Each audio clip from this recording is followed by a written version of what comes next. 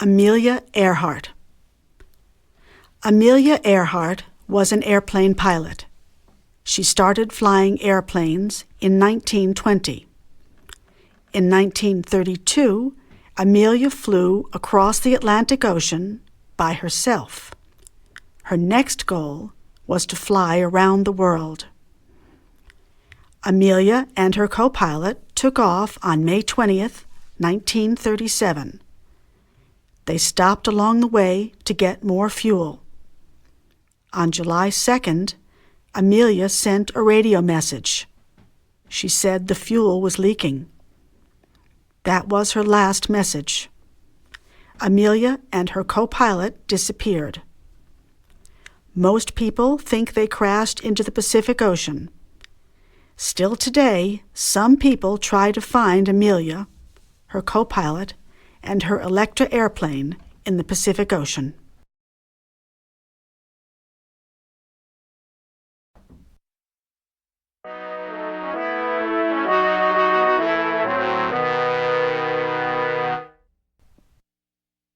Alan Shepard. Alan Shepard was born in 1923. He became a pilot for the U.S. Navy when he was 22. In 1959, he was chosen to be an astronaut.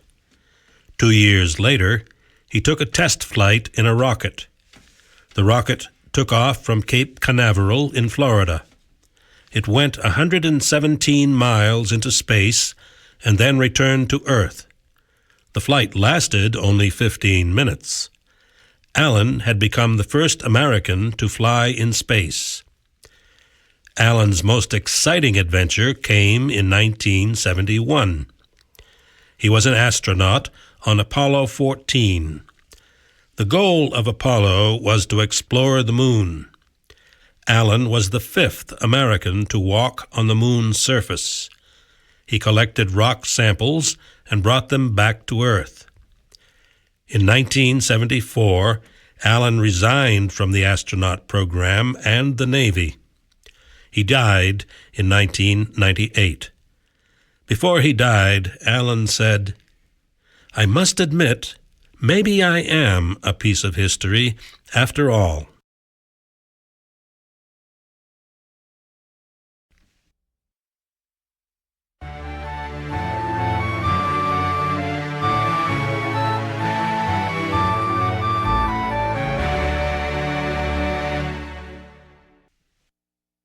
Matthew Henson.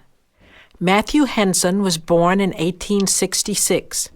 His parents died in 1877 when he was still a child. Young Matthew decided to get a job on a ship. He walked all the way from Washington, D.C. to Baltimore, Maryland. A ship captain gave him a job as a cabin boy. The ship traveled all around the world. Matthew was only 12 years old, but he was already on a great adventure. In 1891, Matthew began the greatest adventure of his life. He joined another explorer, Robert Peary, on a trip to Greenland. Peary wanted to be the first man to reach the North Pole. He asked Matthew to be his assistant. For the next 20 years, they made many trips to Greenland, drawing maps and making trails.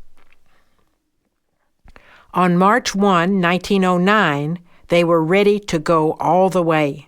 It was a long and dangerous trip. They both reached the North Pole, but only Peary was given an award. Finally, in 1946, the U.S. Navy gave Matthew a medal for his Arctic explorations. He also got a gold medal from the Chicago Geographic Society. Matthew Henson died in 1955 at the age of 89. He is buried in the Arlington National Cemetery next to many other American heroes.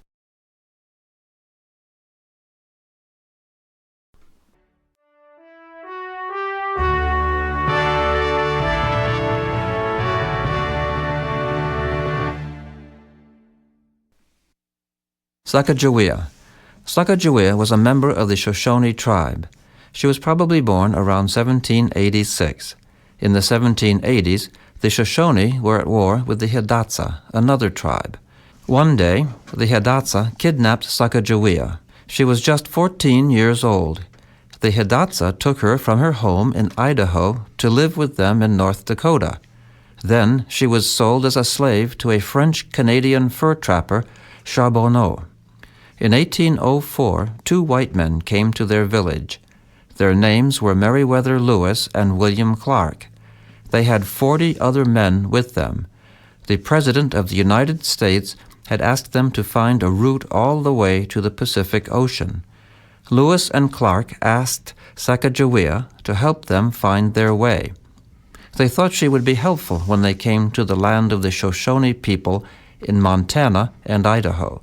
She agreed, and they left in the spring, Sacagawea carrying her baby on her back. Sacagawea guided the group through the forests and mountains. She was the only woman in the whole group. Her language skills helped them communicate with other Native Americans. However, Sacagawea did not speak English. Her husband, Charbonneau, spoke Hidatsa with Sacagawea, and Charbonneau spoke French to one of the explorers who translated the original message into English for Lewis and Clark. They finally reached Oregon and the Pacific Ocean in the late fall of 1805. Sacagawea had helped to connect 2 different parts of the country. She returned to North Dakota in 1806 and died there in 1812.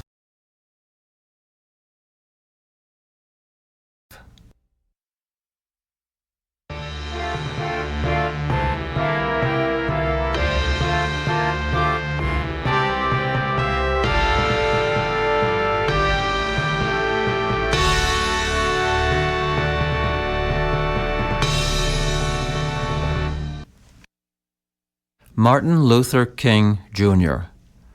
Martin Luther King, Jr. was born on January 15, 1929. His family was very religious.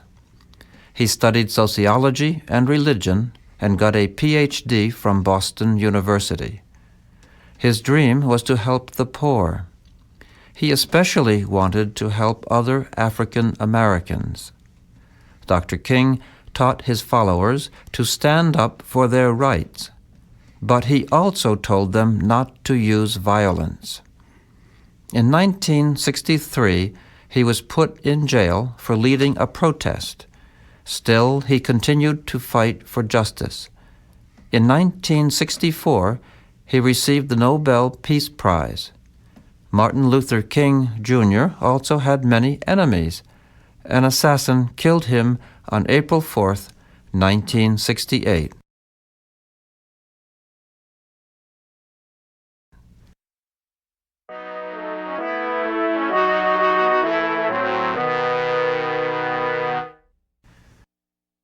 Susan B. Anthony. Susan B. Anthony was born on February 15, 1820. She became a schoolteacher when she was 17 years old. She earned $2.50 per week. But male teachers earned $10 per week. Susan thought this was unfair. She thought women and men should make the same amount of money. Susan also thought women should have the right to vote.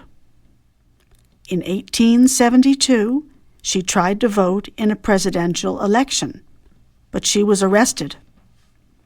A judge ordered her to pay $100, but she refused. Instead, she demanded the right to vote. She traveled around the country giving speeches. She even spoke to President Theodore Roosevelt. Susan B. Anthony died on March 13, 1906. At the time, only 4 states allowed women to vote.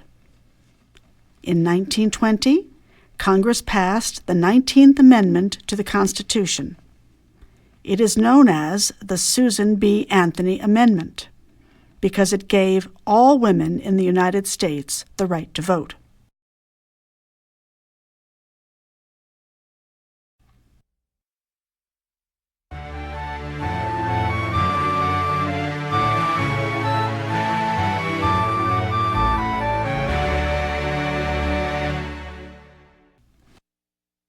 Princess Kaiulani. Kaiulani Lunalilo was a Hawaiian princess. She was born on October 16, 1875. When she was 14, the king and queen sent her to a boarding school in England, where she studied languages and history. While Kaiulani was in England, the king died. The new queen tried to preserve Hawaii's independence. American businessmen in Hawaii had become very powerful. They owned most of the land, and they wanted to make Hawaii a U.S. territory.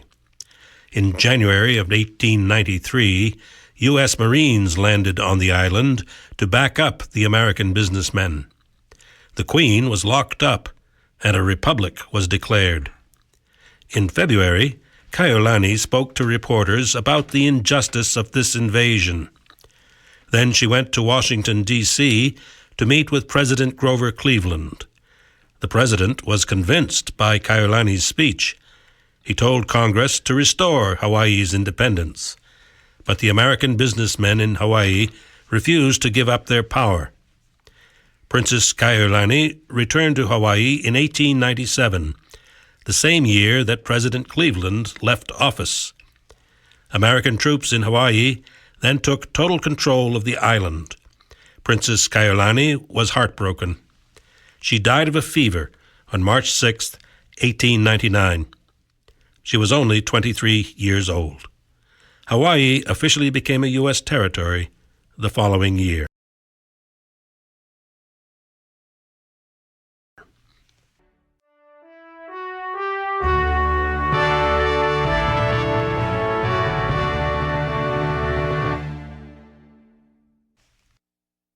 Sarah Winnemucca. Sarah Winnemucca was a Paiute Indian. She was born in what is now Nevada. When she was young, the U.S. government forced the Paiutes to leave their native lands, and the family was broken up. In 1857, Sarah was adopted by a white family. She learned how to read and write English. Her early experiences taught her how to move between these two cultures. In 1866, Sarah moved back to Nevada. She lived on an Indian reservation with her brother, Natchez.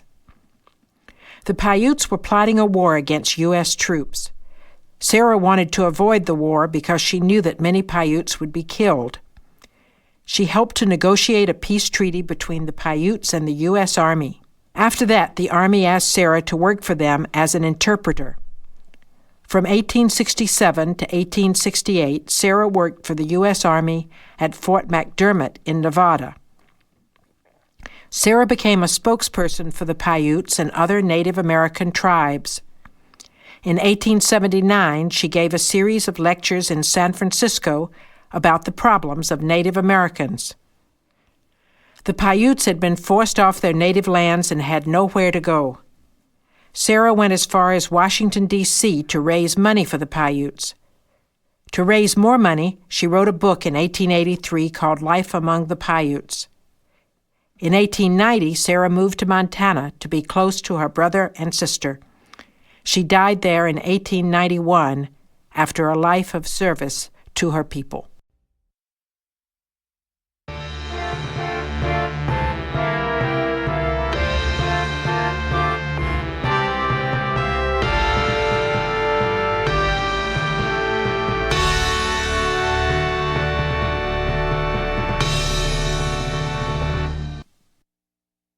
Andrew Carnegie.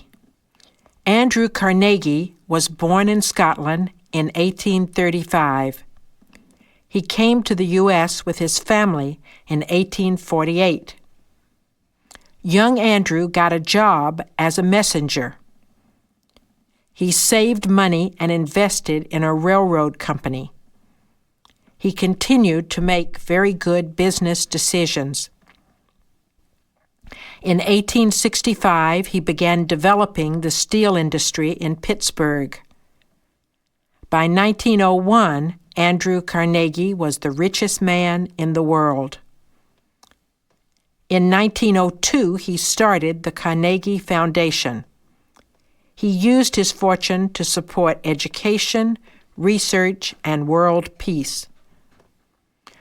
Carnegie died 17 years later, but his programs still exist. They have given hundreds of millions of dollars to universities, libraries, and other organizations.